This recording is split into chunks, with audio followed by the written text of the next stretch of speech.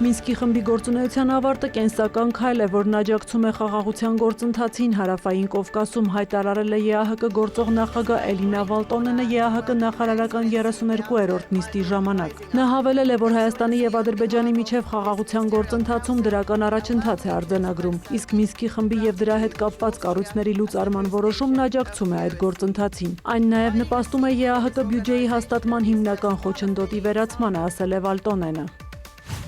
ԵԱՀԿ նախարարական խորհրդի 32-րդ նիստի շրջանակում Ադրբեջանի արտգործնախարար Ջեյհուն Բայրամովը եւ նրա թուրք պաշտոնակից Հաքամ Ֆիդանը հանդիպում են ունեցել։ Կողմերը քննարկել են երկու երկրների միջև ամուր բարեկամական, եղբայրական եւ ռազմավարական դաշնակցային հարաբերությունների զարգացումը։ Քննարկվել են նաեւ տարածաշրջանում առկա անվտանգության իրավիճակը եւ խաղաղության ու կայունության պահպանմանն ուղղված միջոցառումները։ Բացի այդ, կողմերը քննարկել են տնտեսության եւ առևտրի, էներգետիկայի, տրանսպորտի եւ հաղորդակցությունների ոլորտներում նախագծերի իրականացման հեռանկարները։ Նախարարները նշել են միջազգային կազմակերպությունների շրջանակում սերտ համագործակցությունը շարունակելու կարևորությունը, ընդգծելով, որ Ադրբեջանի եւ Թուրքիայի միջև փոխադարձ աջակցությունը դրական ներդրում է ունենում տարածաշրջանային համագործակցության մեջ։ Ավելի վաղ Բրյուսելում ՆԱՏՕ-ի արտգործնախարարների հանդիպման ժամանակ Ֆիդանը դաշինքի գլխավոր քարտուղար Մարկ Ռյուտեի հետ քննարկել էր Սև ծովում անվտանգությունը, վերջին օրերին Թուրքիայի ափին լցանավերին հասցված հարվածների ֆոնին։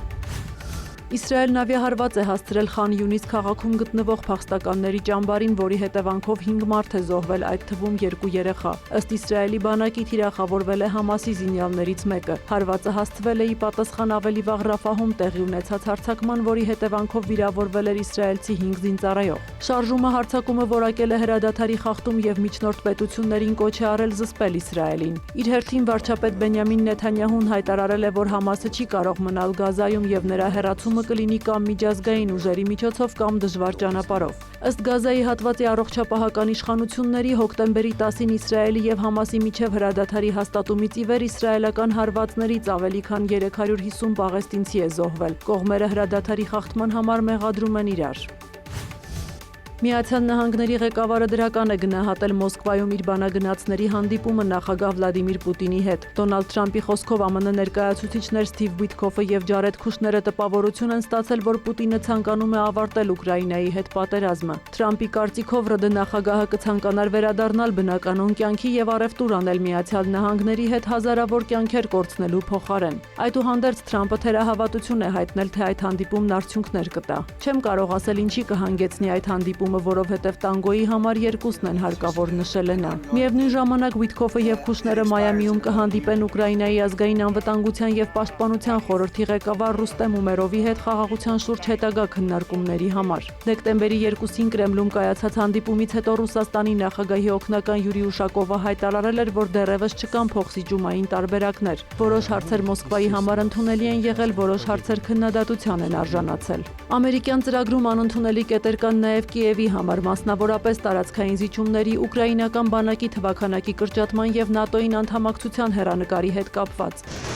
Խաղաղության բանակցություններին զուգահեռ շարունակվում են փոխադարձ հարվածները։ Ռուսաստանը հայտնել է գիշերն ուկրաինական գրեթե 80 անօդաչու թռչող սարք խոցելու մասին, այդ թվում Մոսկվայի երկնքում։ Վորոնեժում կա 1 վիրավոր։ Իսկ Օդեսայում ռուսական անօդաչուների հարվածից շենքեր են վնասվել, կան վիրավորներ։ Ռուսաստանը նաեւ ավիառումբերով հարվածել է Սլավյանսկին, վնասվել են բազմաբնակարան շենքեր եւ մասնավոր տներ, 8 մարդ վիրավորվել է։ Մեծ Բրիտանիան եւ Նորվեգիան նոր խոշոր պաշտպանական համաձայնագիր են կնքել, որի նպատակն է հակազդել Ատլանտյան օվկիանոսի հյուսիսային հատվածում Ռուսաստանի սուզանավերից բխող սպառնալիքին։ Նոր համաձայնագրի շրջանակում առնվազն 13 ռազմանավից բաղկացած համակցված նավատորմը, որը կհզորացվի ինքնավար համակարգերով, կհետապնդի ռուսական սուզանավերը եւ կպաշտպանի կարևորագույն ենթակառուցվածքները, այդ թվում ստորջրյա կապի մալուխները եւ խողովակաշարերը Գրենլանդիայի, Իսլանդիայի եւ Միացյալ Թագավորության միջև ընկած ռազմավարական նշանակություն ունեցող տարածքում։ Համաձայնագիրը նախատեսում է այդ թվում ծովային հետևակայինների վերապատրաստում Նորվեգիայում եւ երկու երկրների զինված ուժերի համատեղ զորավարժություններ։ Սյուզաննա Չրաղյան, լուրեր։